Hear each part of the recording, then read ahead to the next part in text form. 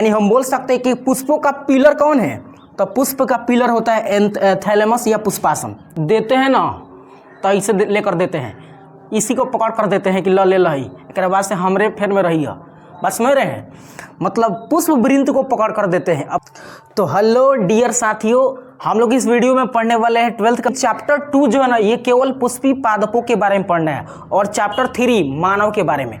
इतना सा तो आप समझ पा रहे होंगे। तो अगर हम पुष्पी पादपों की बात करें तो पुष्प दो तरह के होते हैं, एक लिंगी और द्विलिंगी। एक लिंगी द्विलिंगी का मतलब समझ पा रहे होंगे कि एक लिंगी का मतलब कि अगर पुष्प में नर और मादा दोनों शामिल हो, ठीक है, तो उसको द्विलिंगी कहेंगे, समझ रहे हैं। अर्थात हम लोग मादा भाग को गाइनोसियम कहते हैं और नर भाग को एंड्रोसियम। तो ये जिस पुष्प में दोनों होगा उसको बोलेंगे द्विलिंगी। तो आपको ये जो पुष्प दिख रहा है जिस डायग्राम यहाँ पे, यह डायग्राम द्विलिंगी पुष्प है, क्योंकि इसमें नर और मादा दोनों भाग है। ध्यान से देखिएगा, ये बीच वाला जो लोटाकार संरचना दिख रहा है आपको, ये बैगन के जैसा है, इस वाले को बोलते हैं मादा भाग, क्या चीज़, गाइनोसियम। जबकि इधर छोटा सा एक लॉलीपॉप जैसा निकला हुआ है, छड़ी जैसा है, यहाँ पे साइड साइड से 1 2 3 4 ये करके, वो सब क्या है, मादा भाग है, क्योंकि इसके अंदर पराग कण होते हैं, और पराग कण होता है नर भाग, और ये होता है अंडाशय जिसके अंदर बीजांड होता है, ये मादा भाग होता है। तो आई होप आप समझ गए कि द्विलिंगी पुष्प है। द्विलिंगी पुष्प में गाइनोसियम और एंड्रोसियम का होना जरूरी है। लेकिन अगर किसी पुष्पों में ये अंडाशय नक्को होता, केवल ये होता है, चाहे अंडाशय होता लेकिन ये दोनों नहीं होता, मतलब नर भाग नहीं होता, तो उसको बोलते हैं एक लिंगी पुष्प, ठीक है, समझ गए। अब देखिए, पुष्पों का खेती करना फ्लोरिकल्चर कहलाता है। क्या कहलाता है, फ्लोरिकल्चर। एक नंबरिया में आपसे पूछेगा पुष्प का खेती करना क्या कहलाता है, तो आप बताइए क्या चीज़, फ्लोरिकल्चर। और पुष्प के बारे में अध्ययन करना एंथोलॉजी, यहाँ पे वाई छोड़ दिया है, ठीक है। पुष्प का अध्ययन करना क्या कहलाता है, एंथोलॉजी। मतलब हम इस वीडियो में एंथोलॉजी करने वाले हैं। क्या करने वाले हैं, एंथोलॉजी।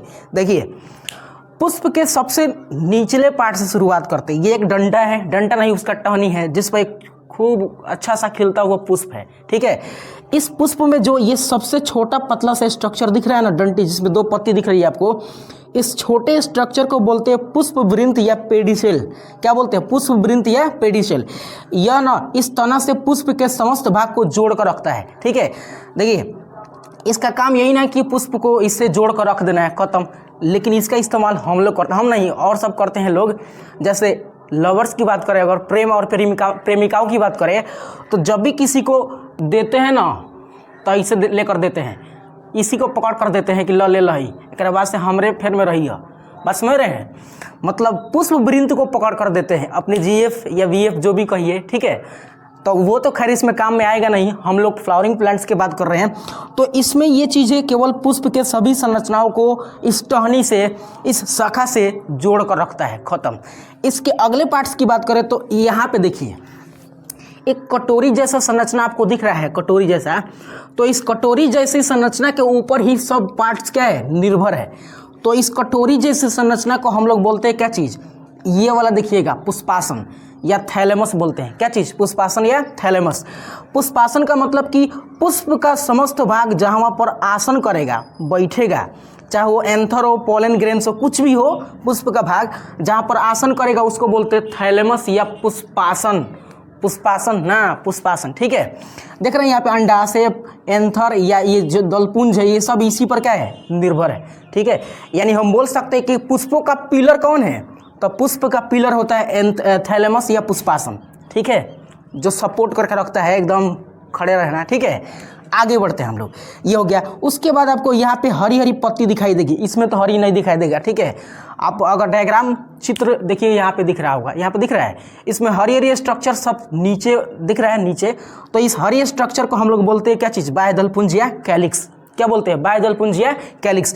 देखिए, सबसे महत्वपूर्ण योगदान ये देता है, जब यह पुष्प छोटी चूकी होगा, हेती चूकी, अर्थात ये इस तरह से होगा, देखिएगा ऐसे होगा, ठीक है, मतलब जब खिला नहीं होगा, ठीक है, पुष्प जब खिला नहीं होगा तो बाहर से ये दिख रहा है हमारा हाथवा, ये बाह्यदलपुंज का काम करता है, हाथ जैसे आप समझ पा रहे होंगे, ठीक है।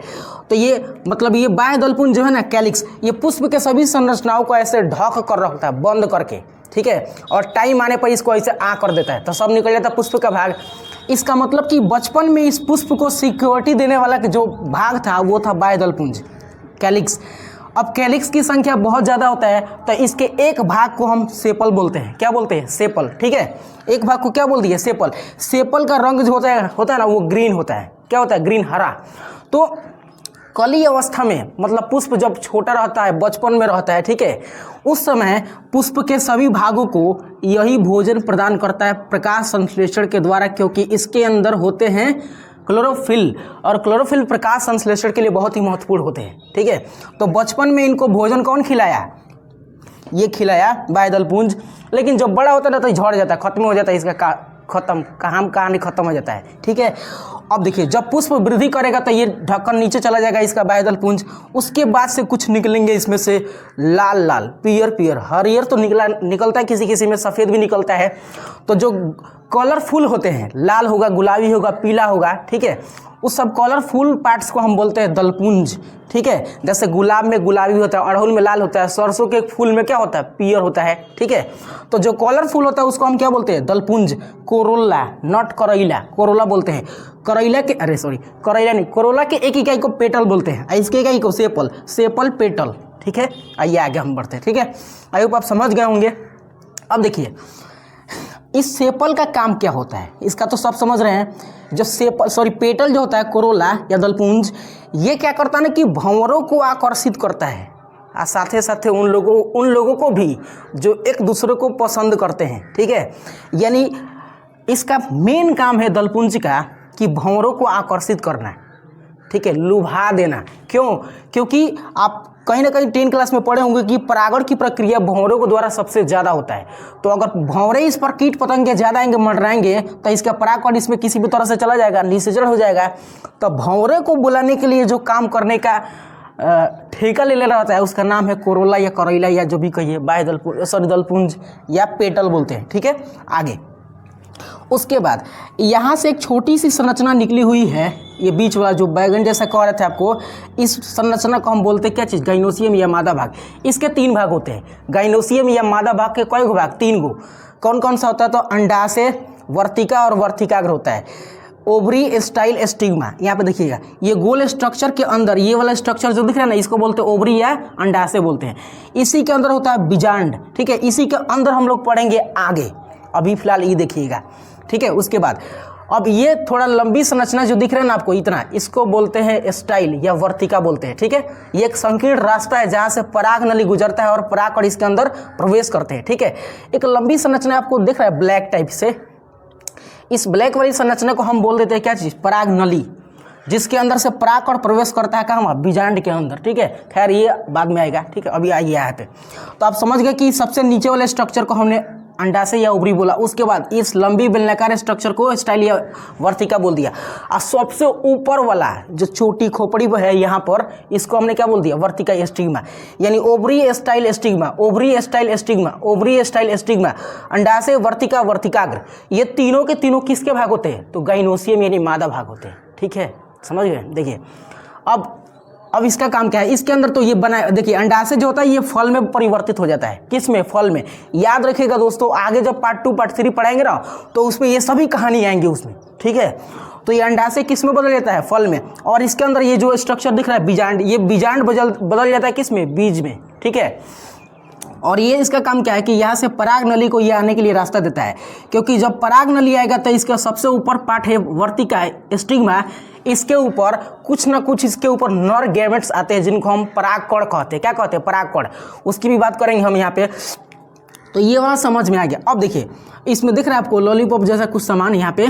ठीक है, डंडा वाला, लकड़ी वाला।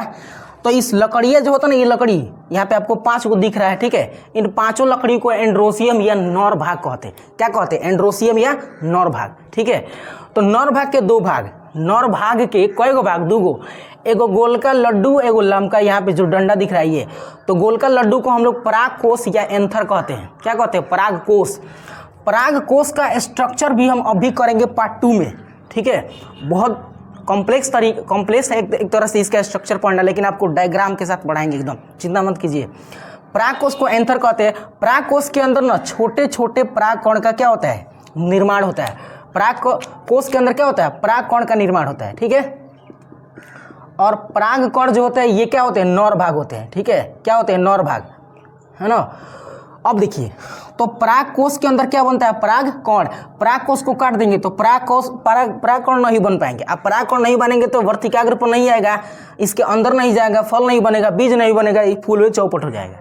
ठीक है, आगे देखिए, तो ये हुआ। अब यहाँ पे होगा कि जब परागकण बन जाएगा इसके अंदर ना, तो इसमें होगा स्फुटन, मतलब ये फूटेगा। अब फूटेगा तो इसके परागकण बाहर रह जाएंगे, इसके ऊपर कौन मक्खी आएगी, बैठेगी आराम से पराग रस निकालने के लिए या घूमने के लिए, चाहे टहलने के लिए।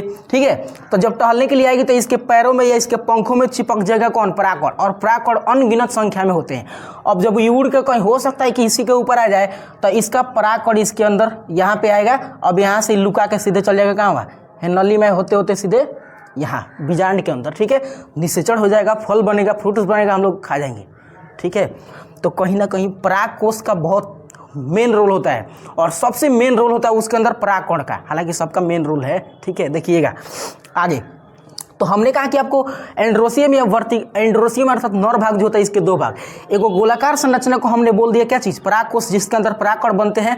परागकण वर्तिका पर किसी भी तरह से, वर्तिकाग्र पर किसी भी तरह से पहुंचना जरूरी है, तबे होगा परागकण, तबे मिलेगा हमको फल, तबे बनेगा बीज, तबे रोपेंगे अगला बार। ठीक है, आगे यहाँ पे एक संकीर्ण छोटी सी पतली सी डंडी दिख रही है, ये डंटी, इस डंटी को हम बोलते हैं क्या चीज़, पुतंतु या फिलामेंट। फिलामेंट केवल ये हैंगा नहीं रोक ले रहता है किसको, परागकोश को, कि ते यही जा रहो, तू यहीं पे रहो, नहीं तो आगे तुम अगर नीचे गिरेगा ना तब इसमें फल नहीं बनेगा, अब मालिक हमारा फल नहीं खा सकते हैं। ठीक है, तो कहीं ना कहीं ये केवल रोकने का काम करता है परागकोश को, कौन, पुतंतु या फिलामेंट। तो यहाँ पे आप समझ पा रहे होंगे पुष्पों की संरचना के बारे में। ठीक है, तो यहाँ तक आपको समझ में आया तो कमेंट कीजिए कैसा लगा। ठीक है, आगे यहाँ तक तो हमने केवल देखा कि पुष्प का जनरल स्ट्रक्चर की इसमें क्या क्या चीज़ें दिख रही है। ठीक है, आई होप आपको समझ में आया होगा। अब पार्ट 2 में हम लोग देखेंगे कि इसके अंदर क्या क्या होता है, कैसे परागकण बनते हैं, इसके स्ट्रक्चर कैसे होता है, यानी इसके अंदर जो जटिल कॉम्प्लेक्स चीज़ें हैं ना, ये दो भाग गाइनोसियम एंड्रोसियम, इनका स्ट्रक्चर पार्ट 2 में पढ़ाया जाएगा आपको। ठीक है, तो यहाँ तक आपको उम्मीद है कि समझ में आया होगा, है ना। तो मिलते हैं पार्ट 2 वीडियो में, तब तक के लिए बाय बाय।